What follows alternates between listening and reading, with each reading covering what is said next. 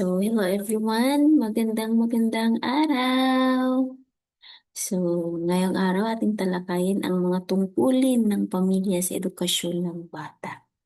So, ano nga ba ang mga tungkulin ng ating pamilya sa ating edukasyon bilang mag-aaral?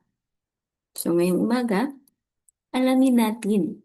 So, bago tayo pumunta sa ating talakayan, alamin muna natin na ang pamilya ang pangunahing unit ng komunidad. Ito ay binubuo ng mga miyembro tulad ng ama, ina, at mga anak. Ang bawat miyembro ay may tungkulin sa lipunang kanyang ginagalawan.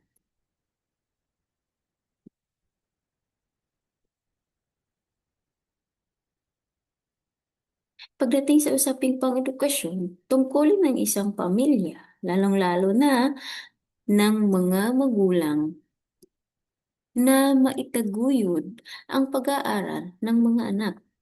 Ayon nga sa Convention on the Rights of Children, Article 28, ang lahat ng bata ay may karapatan na makatanggap ng edukasyon. Ang pagkakaroon ng edukasyon ng isang bata ay dapat na ibinibigay simula elementarya, sekundarya, hanggang sa kolehiyo.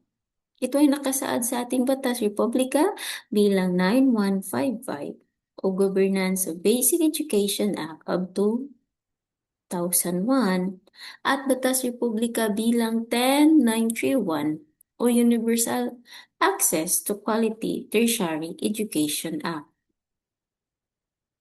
Ang pamilya rin ang dapat maging pangunahing gabay ng mga anak sa pagiging mabuting mamamayan at mag-aaral. Kasama ang karapatang ito ay ang tungkulin ng mga magulang na ikaw ay turuan. Ito ang dahilan kung bakit ang mga magulang ang itinuturing na una at pangunahing guro ng mga anak sa tahanan. Ang pagiging mapanagutan ng mga magulang ay nangangahulugan ng malayang pagganap sa mga tungkuling ito, kakambal ang pagtanggap sa anumang kahihinatnan ng kanilang mga pagganap at hindi pagganap dito. So may mga batas na dapat nating alamin na nagtataguyod sa edukasyon ng bata. Una, ang Batas Republika bilang 9155 o tinatawag natin na Governance of Basic Education Act of 2001 na nagtataguyod ng karapatan ng lahat ng di-kalidad at bukas edukasyon sa pamamagitan ng libreng elementarya at sekundarya.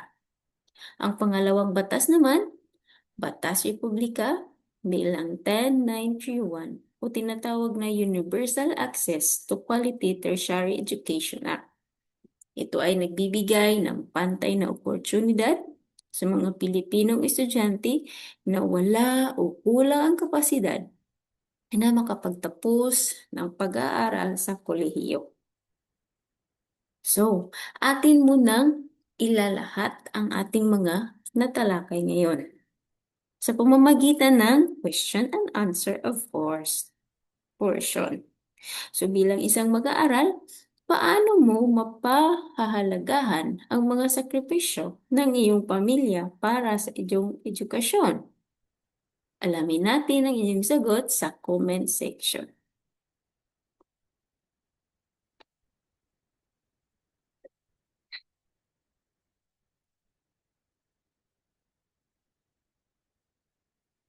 Nakasagot na ba ang lahat? Hihintayin ko ang inyong mga sagot. Kung ano nga ba, as a learners, paano mo mapahalagahan ang mga sakripisyo ng iyong pamilya para sa iyong edukasyon?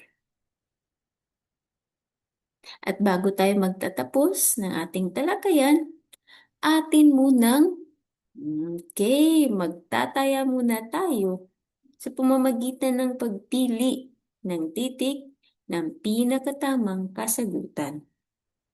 Number 1. Ano ang batas ang nagbibigay ng libreng edukasyon mula elementarya hanggang sekundarya? A. Batas Republika bilang 10931.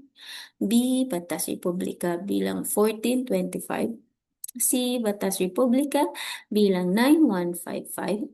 D. Batas Republika bilang 7610. In 3, 2, 1, what's your answer?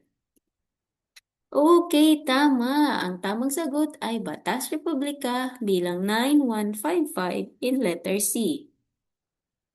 Number 2. Sino ang unang guro ng mga anak sa tahanan? A. Guro sa paaralan. B. Kapitbahay. C. Magulang. D. Kaibigan. 3, 2, 1. What's your answer? Okay, very good. Letter C is the correct answer. Number 3. Ano ang karapatan ng bata ayon sa Article 28 Convention on the Rights of the Child? A. Karapatang magtrabaho. B. Karapatang tumira sa ibang bansa. C. Karapatang makatanggap ng edukasyon. D. Karapatang magpahayag ng opinyon. Okay, 3, 2, 1. What's the correct answer? Very good. Letter C. Karapatang makatanggap ng edukasyon. Question number 4. Paano may papakita ng isang magulang ang pagiging mapanagutan sa edukasyon ng kanyang anak? A. Sa pamamagitan ng hindi pag-alam sa takdang aralin. B. Sa pamamagitan ng pagbibigay lamang ng baon. C. Sa pamamagitan ng pagsuporta at paggabay sa pag-aaral ng anak. D. Sa pamamagitan ng pagpababaya sa anak. What's your answer?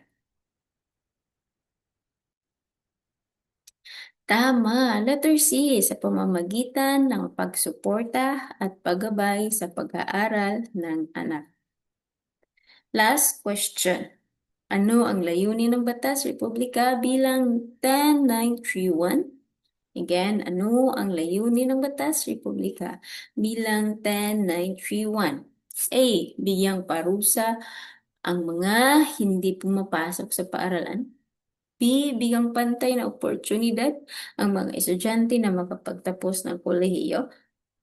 C. Ipatupad ang disiplina sa loob ng silid-aralan. D. Magbigay ng libreng gamit sa paaralan. Okay, what's your answer? Ang tamang sagot ay letter B. Bigyang pantay na oportunidad ang mga estudyante na makapagtapos ng kolehiyo. Very good, everyone. At dito nagtatapos ang ating talakayan sa unang araw in Term 1, Week 8. Again, ano nga ang aralin na ito? Tungkulin ng pamilya sa edukasyon ng bata.